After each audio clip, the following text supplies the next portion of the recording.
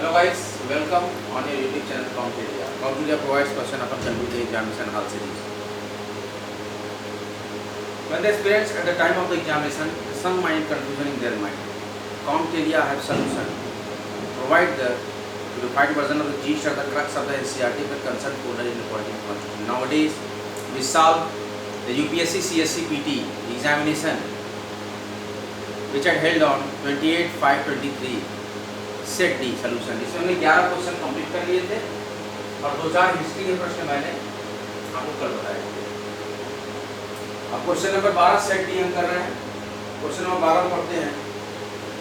With reference to the earth atmosphere which one of the following statement is correct. Question number 12 set D. With reference to the Earth's atmosphere, which one of the following statement is correct? First statement है the total amount of insolation received at the equator is roughly about 10 times of that received at the poles. Second option है infrared rays constitute roughly 2/3 of isolation. Third option है infrared waves are largely absorb by water vapour that is concentrated in the lower atmosphere. D option है infrared waves are a part of visible spectrum of electromagnetic waves of solar relation. Question है with reference to the earth's atmosphere which one of the following statement is correct.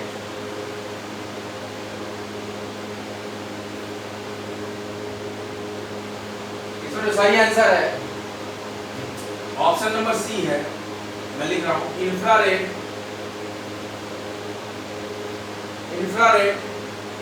Raise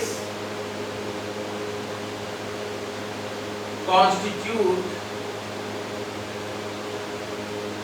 roughly 2/3 of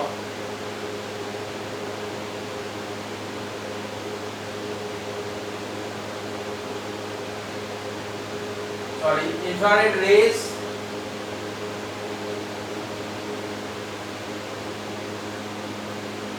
मिटाना पड़ेगा। Third option सही है infrared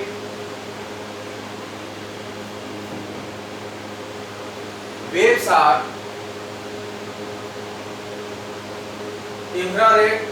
are largely absorbed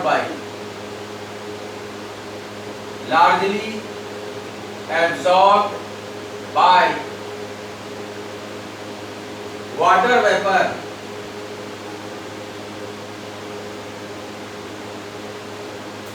हमको 4 statements में से बताना था कौन सा सही है in context of the earth atmosphere. तो infrared waves are largely absorbed by water vapour that is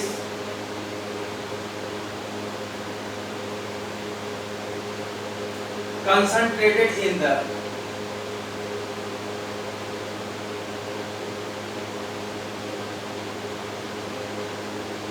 lower atmosphere। ये ऑप्शन करेक्ट है।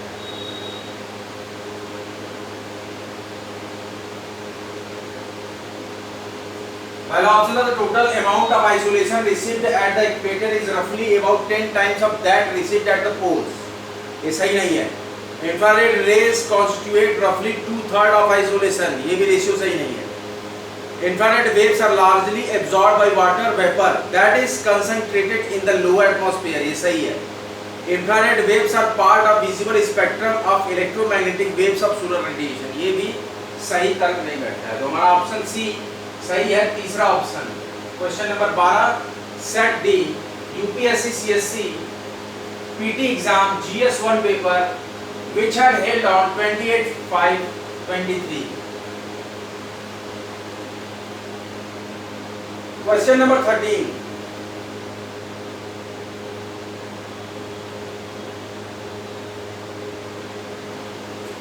क्वेश्चन नंबर 13 में 2 स्टेटमेंट दिए हैं। स्टेटमेंट 1 है the soil in tropical in tropical rainforests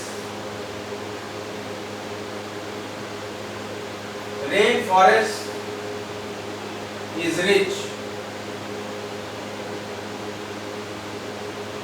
in nutrients.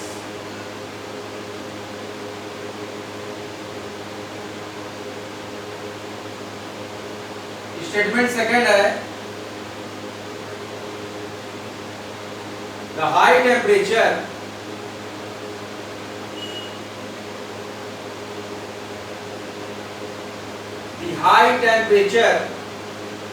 and moisture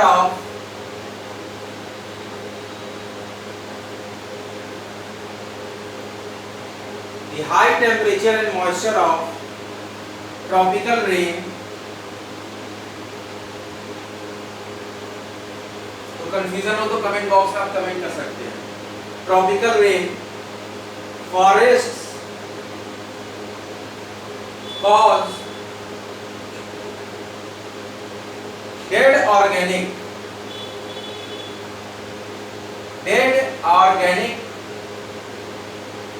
matter in the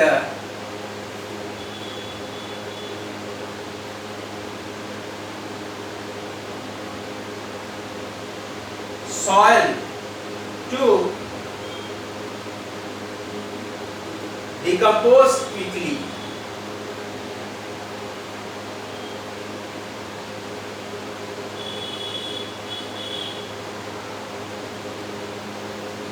The soil in tropical rainforest is rich in nutrients. ये statement सही नहीं है। ये जो मिट्टी पाई जाती है ट्रॉपिकल रेन फॉरेस्ट में, ये रिच नहीं होती न्यूट्रिएंट्स में, पोषक तत्वों में रिच ज्यादा इनके अंदर पोषक तत्व नहीं पाए जाते हैं। However, the statement second says that the high temperature and moisture of tropical rain forest cause dead organic matter in the soil to decompose quickly. इसका ऑप्शन स्टेटमेंट 2 सही है। तो हमारे पास ऑप्शन डी है। यहाँ पे हमारे पास इस क्वेश्चन में ऑप्शन डी। देखिए क्वेश्चन नंबर 12 में सेट डी के सी ऑप्शन सही था और क्वेश्चन नंबर 13 सेट डी का जीएस1 का यूपीएससी सीएससी प्री, ये आपका डी ऑप्शन सही है, जिसमें कि कहता है second statement is correct but first statement is incorrect.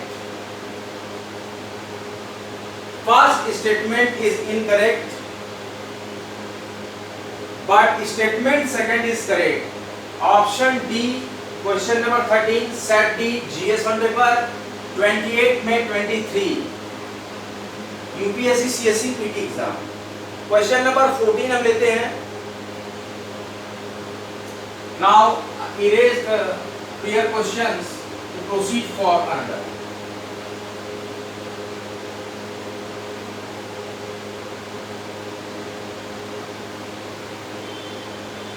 हम यूपीएससी सीएससी प्री के क्वेश्चन को पूरा सॉल्व करेंगे। बहुत ही पेशेंसली हम यहाँ पे वर्क करेंगे, बहुत धैर्य के साथ।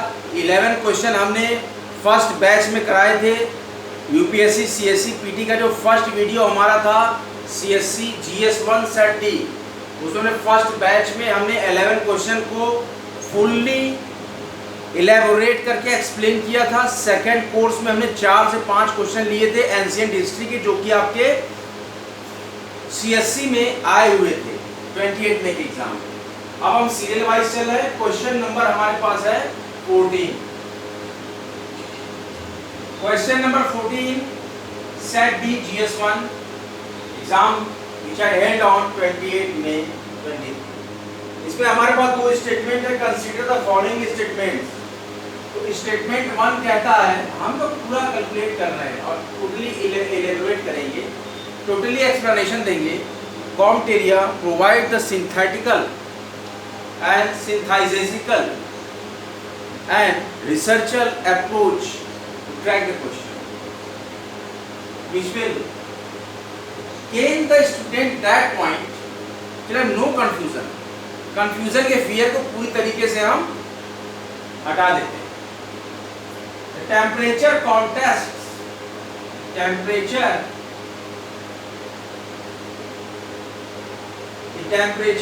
contrast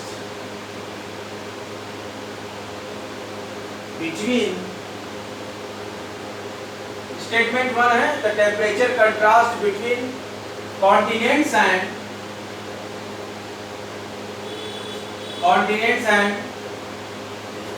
oceans, समुद्र की बात कर रहा हूं, is greater during summer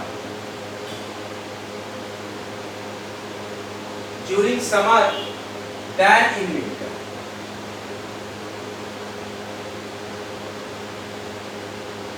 पहला स्टेटमेंट ये है। स्टेटमेंट सेकंड यहां पर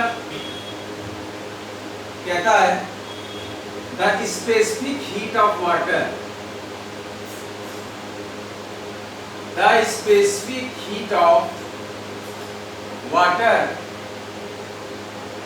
is more than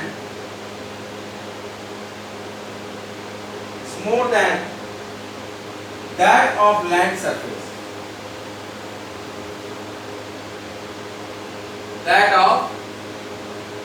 land surface. We have a statement 1, the temperature contrast between continents and oceans is greater during summer than winter. Statement second, the specific heat of water is more than that of land surface. इसमें हमारे पास चार option है। Option A है both statements first and statement second are correct and statement second is the correct explanation for statement 1. B option कहता है both statement 1 and statement second are correct and statement second is not the correct explanation for statement 1. हमारे पास option C कहता है statement 1 is correct but statement second is incorrect. और हमारे पास statement 4 कहता है D option statement 1 is incorrect but statement second is correct. A B C D में से हमें बताना है क्वेश्चन नंबर 14 कौन सा ऑप्शन सही है। तो हमारे पास सही ऑप्शन है ऑप्शन नंबर डी, फोर्थ वाला। Statement second, statement first is incorrect. Statement first, the temperature contrast between continents and ocean is greater during summer than in winter, ये इनकरेक्ट है, but statement second is correct. मतलब ये correct होगा the specific heat of water is more than that of land surface। Proceed करते हैं question number 15, ये general science का question था।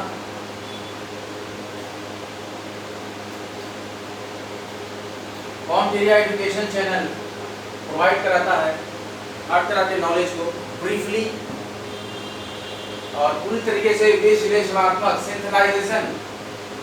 Synthesise totally elaborate process। Question number 15, consider the following statements। Question number 15, set D CSE PT GS1 examination 28 May 20। Question number 15 कहता है consider the following statements। Statement 1 says that in a seismograph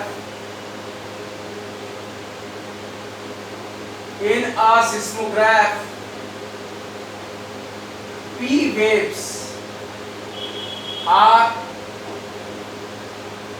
recorded earlier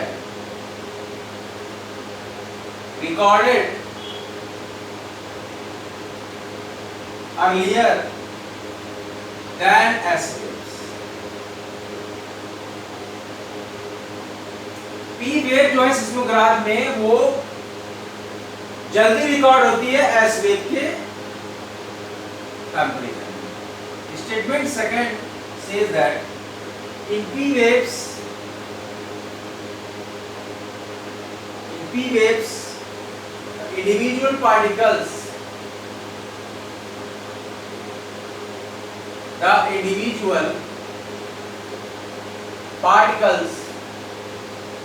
vibrate to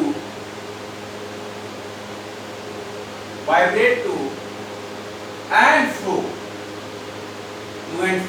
सकते हैं आप, in the direction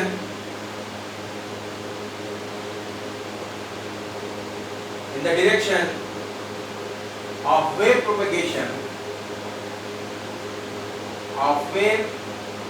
propagation,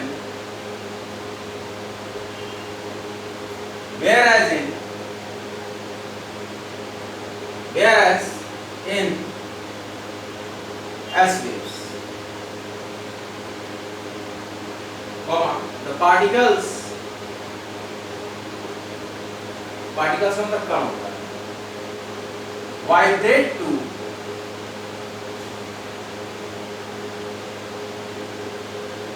vibrate up, particles vibrate up and down at right angles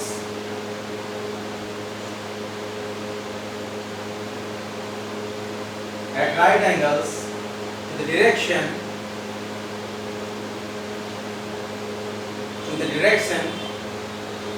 of wave propagation.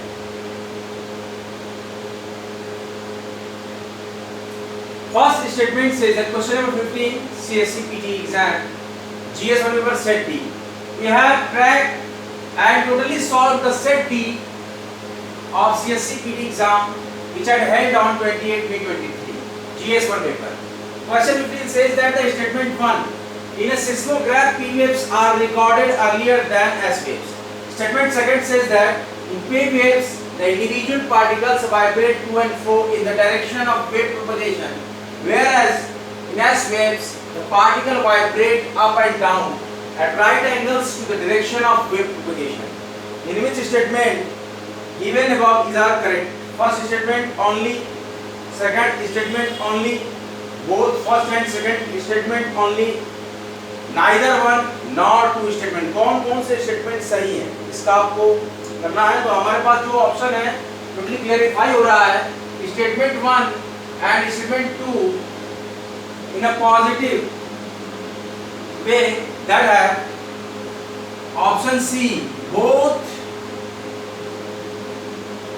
1 and 2 correct answer. Question number 15 option C both 1 and 2 statements are clearly satisfy the condition. Option C सही है। General science का question था। Question number 16 set D GS1 paper CSE PT exam 28 May 23. Question number 16 says that with reference to coal based,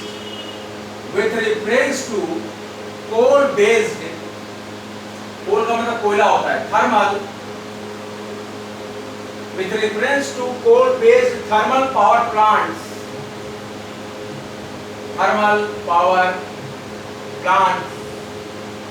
in India, consider the following statements. First statement, none of them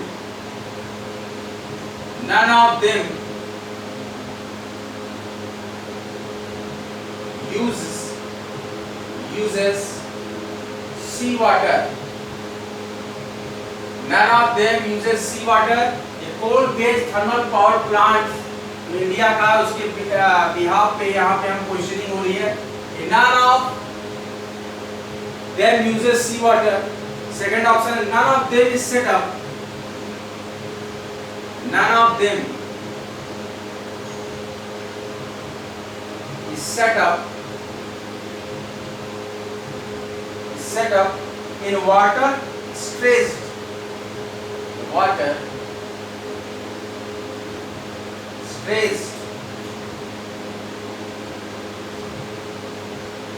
district.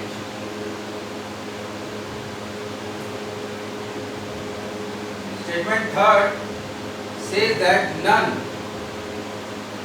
of them is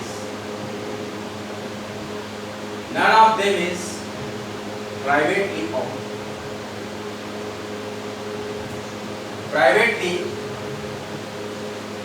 own, स्वामित्व, own का मतलब अपनाना या स्वामित्व. How many of the above statements are correct? Only one are correct. Option A. Only two statements correct. Option B. All three statements are correct. Option C. And none statements are correct. Option D. UPSC के इस बार के pattern में 3-4 statement देके पूछता था, इनमें से कितने स्टेटमेंट सही हैं, कौन से नहीं, कितने. ये एक नया पैटर्न देखने को मिला है. देखिए, coal based with reference to coal based thermal power plants in India, consider the following statement that none of them uses sea water. ऐसा कोई बात नहीं है, यूज करते हैं. None of them is set up in water stressed district. ये भी गलत है. None of them is privately owned. ये भी गलत है. कुल मिलाकर है तीनों के तीनों स्टेटमेंट में से कोई भी स्टेटमेंट सही नहीं है. तो ऑप्शन डी नन सही होगा. क्वेश्चन नंबर 16 का ऑप्शन डी सही है. Question number 17, we have proceed for the next question which is very important. Question number 17, आप सीएससी पीटी का एग्जामिनेशन पेपर जीएस फर्स्ट का सॉल्व कर रहे हैं. हमारे पास जो क्वेश्चन पेपर है वो सेट डी का है. कंटिन्यूअसली सॉल्व कर रहे हैं. पहला लेक्चर सेट डी पे डिपेंड था. दूसरा लेक्चर हमने एंशिएंट हिस्ट्री कुछ क्वेश्चंस को सेम पेपर से उठाए थे, लेकिन वो किस सेट का था मुझे नहीं मालूम. बट कुछ क्वेश्चन थे तो मैंने क्वेश्चन के हिसाब से इलेबोरेट किया है. देखते हैं वो क्वेश्चंस आगे भी आएंगे हमारे सेट में. और आज का जो है तो वहीं से कंटिन्यू हुआ है फर्स्ट लेक्चर के बाद से, 11th क्वेश्चन के बाद से. तो अब हमारा अगला क्वेश्चन नंबर है 17. क्वेश्चन नंबर 17,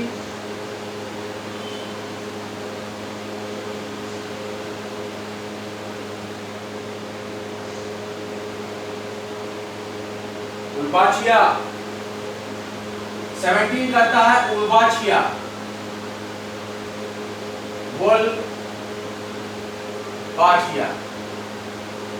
उल्बाचिया टर्मिनोलॉजी है.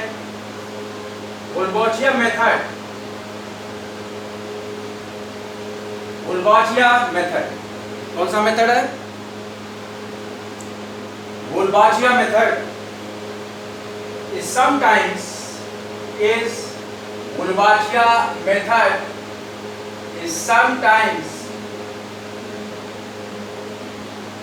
talked about, बात करता है, describe करता है, talked about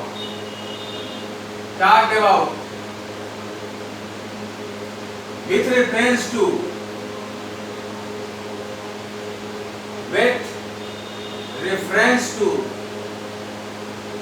which one of the following. जो हम स्टेटमेंट बोलेंगे उसमें से कौन सा एक, one of the following.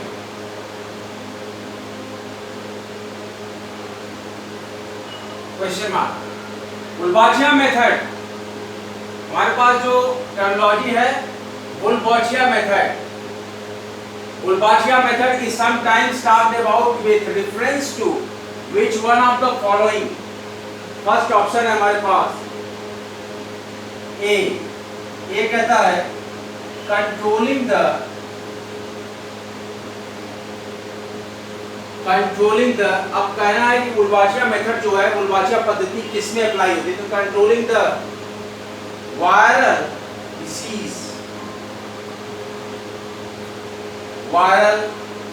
Diseases spread bye mosquito. देखिए आपने रिवाइज किया हुआ है, पहले ये आंसर आपको मिल गया. Mosquito. Wolbachia method is sometimes talked about with reference to which of the following statement. इसमें हमको पहले ही स्टेटमेंट में मिल गया है controlling the viral diseases spread by mosquitoes, मच्छर के द्वारा.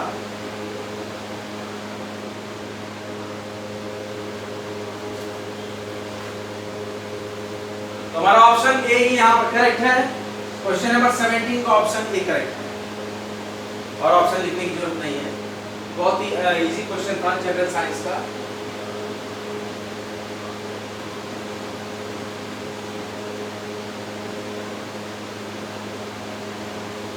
क्वेश्चन नंबर 18 हम यहाँ पर लेते हैं। Question number 18 CSE PT GS paper which are held on 28 May 23। Set D हम सॉल्व कर रहे हैं, set D. Question number 18 says that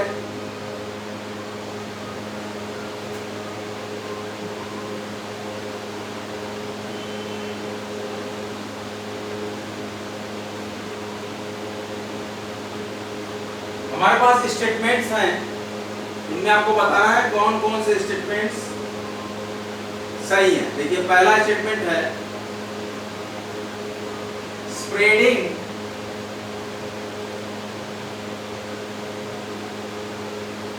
finally ground, spreading finally ground basalt rock on farmlands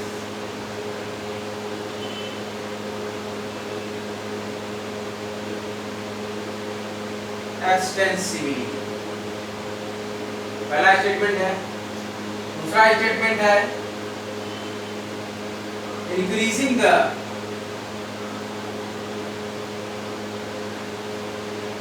question देख लेते हैं। क्वेश्चन नंबर 18 है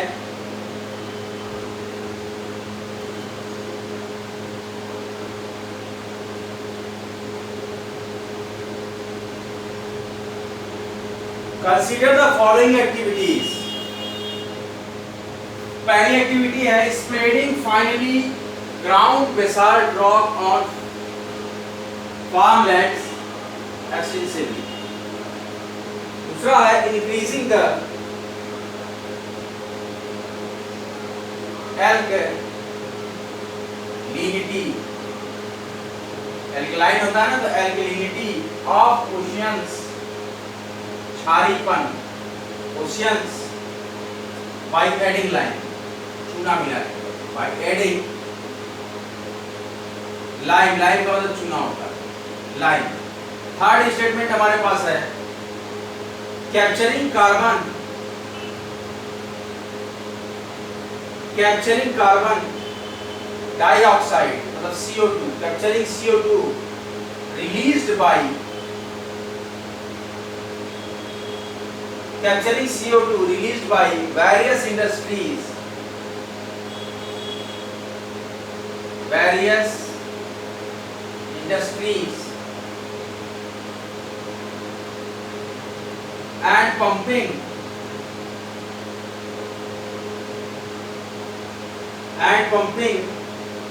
it into abandoned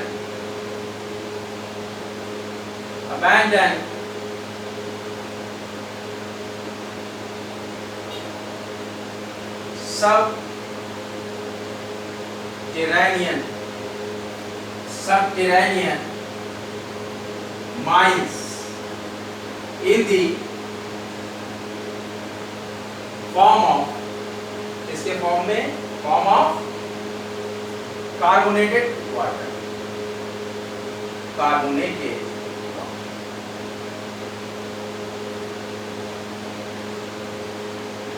कौन से स्टेटमेंट्स, अब इस क्वेश्चन में कहा गया है how many of the above activities are often considered and discussed for carbon captured and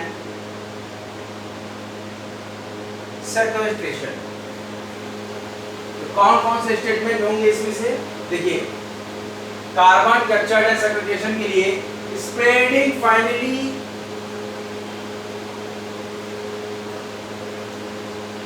ground basalt rock on farmlands extensively, correct है। Increasing the alkalinity of oceans by adding lime, ये भी correct है। Capturing carbon dioxide released by various industries and pumping it into abandoned subterranean mines in the form of carbonated water। ये भी correct है। हमारे पास option है, first है, देखिए हमारे पास ए ऑप्शन था, ओनली वन स्टेटमेंट करेक्ट है, बी ऑप्शन था ओनली दो स्टेटमेंट करेक्ट है, और सी ऑप्शन हमारे पास है all three statement are correct. तो हम यहाँ पर ऑप्ट करेंगे तीनों स्टेटमेंट सही है, तो all three, option C answer होगा, ऑल थ्री, बस यही था, तीनों statement correct. First, spreading finely ground basalt rock on farmlands extensively, इसके बाद increasing the alkalinity of oceans by adding lime, और तीसरा जो स्टेटमेंट था capturing carbon dioxide released by various industries and pumping it into abandoned subterranean mines in the form of carbonated water। आपको series कैसी लग रही है? ये ब्रीफ डिस्कशन कैसा लग रहा है जो कि हम यहाँ पर डिस्कस कर रहे हैं? बहुत ही इजी वे में हम यहाँ डिस्कस कर रहे हैं इस पॉइंट को। आपको कैसा लग रहा है? कई क्वेश्चन हमने डिस्कस कर लिए, टोटली ब्रीफ डिस्कशन हम यहाँ पर करेंगे, और इस डिस्कशन में हम कोई भी पॉइंट को मिस नहीं करेंगे, शॉर्ट फॉर्म में नहीं आएंगे, पूरा का पूरा टोटली इसको स्प्रेड करके फाइनली सिंथेसाइज प्लेटफॉर्म में इसको हम डिस्क्राइब कर रहे हैं। संपूर्ण व्याख्यात्मक हल है, पूरी तरीके से व्याख्या कर रहे हैं।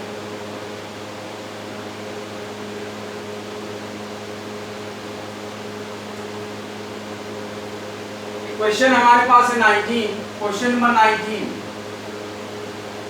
Question number 19 says that aerial, किसके परपेक्ष बात हो रही है? देखिए, aerial meta genomics, aerial metagenomics, ये इन्वर्टेड कॉमा में है। aerial metagenomics best refers to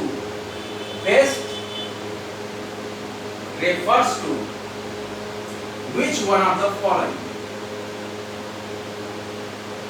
पूरी स्टेटमेंट हमारे पास होंगे, तो किसको रेफर करता है? which one of the following? situations, किस situations हमको ट्रैक करना है, कौन सा सिचुएशन ABCD में से एरियल मेटाजेनोमिक्स को रेफर करता है। आप क्वेश्चन को सुन लीजिए अच्छे से।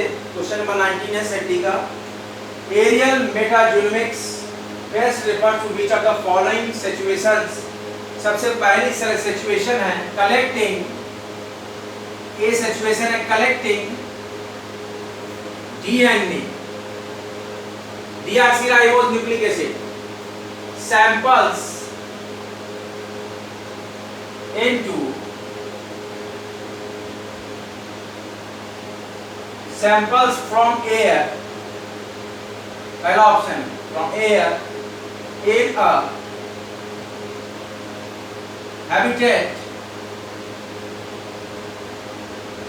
habitat at one aerial metagenomics best refers to which one of the following situations? First situation in the form of the option A, collecting deoxyribose nucleic acid DNA samples from air in a habitat at one. And now the second option is that understanding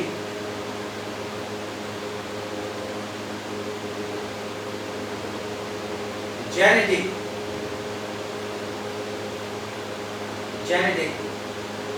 makeup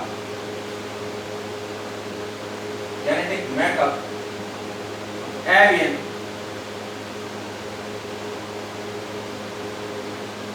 species of a habitat, of a habitat. और भी option है, using airborne devices to collect blood samples from moving animals, और अगला option है sending drones to inaccessible areas to collect plant and animal samples from land surfaces and water bodies। आपको बताना है aerial मेटाजेनोमिक्स को रेफर्स कौन सा करता है, ये चारों पॉइंट मैंने आपके सामने ब्रीफली इलैबोरेट कर दिया। क्वेश्चन नंबर 19, इसमें हमारा जो सही ऑप्शन है वो है collecting DNA samples from air in a habitat at one go. Collecting DNA sample from air in habitat at one. Option number 1 question number 19 का सेट डी का GS1 का सेट डी का यूपीएससी सीएससी पीटी का जो question paper है उसमें set D का question number 19 का first option A, collecting DNA samples from air in a habitat at one go, ये करेक्ट है। क्वेश्चन नंबर 19 तक हम लोगों ने कंप्लीट कर लिया है। पिछला लेक्चर हमने क्वेश्चन नंबर 11 तक कंप्लीट किया था, आगे भी हम इसी तरीके से कंप्लीट करते रहेंगे। आप याद रखिएगा आज का जो लेक्चर है क्वेश्चन नंबर 19 तक कंप्लीट हुआ है। प्रश्न संख्या 19 तक का हमने UPSC CSC PT GS first paper set D 19 question हमने कंप्लीट कर लिए हैं।